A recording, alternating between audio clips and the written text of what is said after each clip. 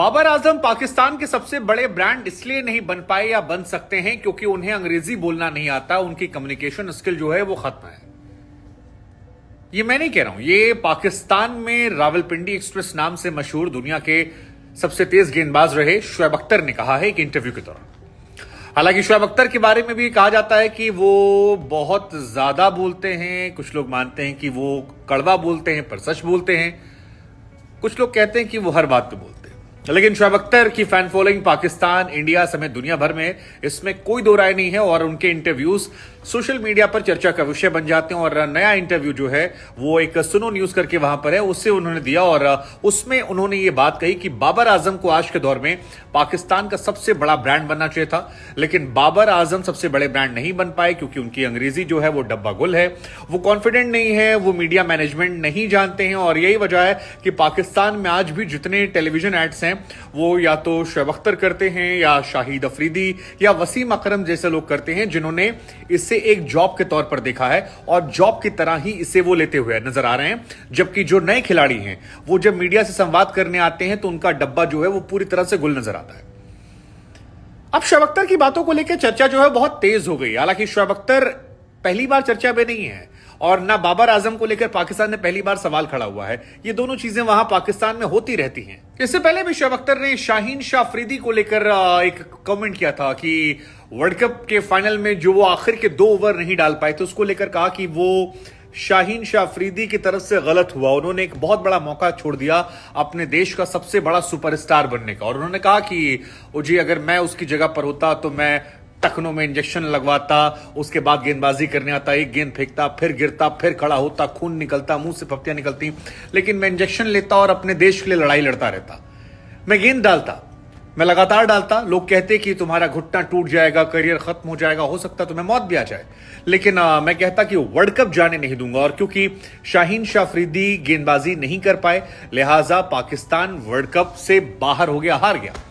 ये शोएब अख्तर का कहना था और उसको लेकर भी चर्चाएं बड़ी तेज हुई थी कि क्या वर्ल्ड कप जीतने के लिए खिलाड़ी अपने करियर को दांव पर लगा ले। हालांकि उस बीच में बहुत सारे लोगों के कमेंट आए थे, लेकिन इन दोनों खबरों पर, चाहे बाबर आजम की अंग्रेजी हो या शाहीन शाह अफरीदी का घुटना, इस पर हम टिप्पणी करें या लोगों की राय बताएं उससे पहले आपको बता दें कि बाबर पाकिस्तान में निशाने पर है। अभी हाल फिलहाल में मोहम्मद आमिर ने भी कह दिया था कि बाबर के लिए तैयारियां मैं वैसे ही करता हूं जैसे मैं टैलेंडर की तैयारियां करता हूं और इसको लेकर बड़ी चर्चाएं हुई थी। हालांकि फिर पीएसएल में जो मैच हुआ उसमें बाबर ने उस मैच में कराची के खिलाफ शानदार पारी खेली। हालांकि पाकिस्तान में मेरी one of the favourite team जो है वो कराची है। सो कराची वालों, आपको पीएसएल में मेरा सपोर्ट है। लेकिन वो मैच और वो स्टेटमेंट काफी चर्चा में रही। वही इमाद ने भी कह दिया था कि मुझे बाबर के बारे में बात नहीं करनी और वो भी काफी ज्यादा चर्चे में रहा। फिर इमाद और बाबर जब एक साथ आए तो लोगों ने कहा यार ये तस्वीर ऐसी लग रही है जैसे मानो प्रधानमंत्री नरेंद्र मोदी और शहबाज शरीफ मिल रहे हो। उतनी ज्यादा ऑकवर्डनेस जो है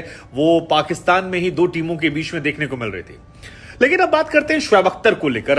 बाबर पर तो पाकिस्तान में चलता रहता। पाकिस्तान में फिलहाल क्रिकेट जो है वो बट गई और पाकिस्तान में पाकिस्तान के कप्तान को लेकर बहुतेरे सवाल जो हैं वो रोज खड़े होते हैं और बाबर को कैप्टनसी से हटाने या बाबर को साइडलाइन करने की एक पाकिस्तान में लॉबी है जो लगातार कोशिश कर रही है। सही है गलत है ये हम पाकिस्तान पर छोड़ देते हैं क्योंकि ये उनका अंदरूनी मसला है।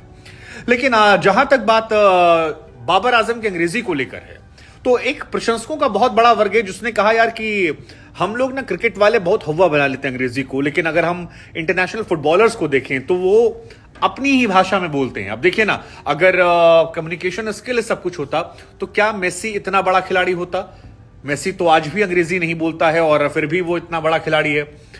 अप टू सम एक्सटेंट ये सच है, लेकिन ये भी सच है कि फुटबॉल में जिन खिलाड़ियों को अंग्रेजी आती है उनका फैन बेस अलग है और उनकी बातें ज्यादा लोगों तक पहुंचती हैं और उनका कम्युनिकेशन का फायदा हो जाता है।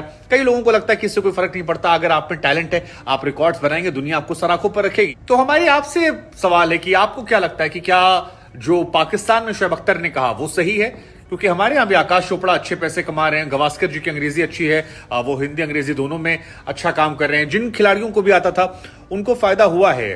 लेकिन कई ऐसे भी खिलाड़ी होंगे जिन्होंने क्रिकेट की पिच पे नाम नहीं कमाया लेकिन हिंदी अंग्रेजी बोले कमाया। कई ऐसे हैं जिनकी हिंदी अंग्रेजी बड़ी अच्छी है लेकिन वो कुछ नहीं कर पाए।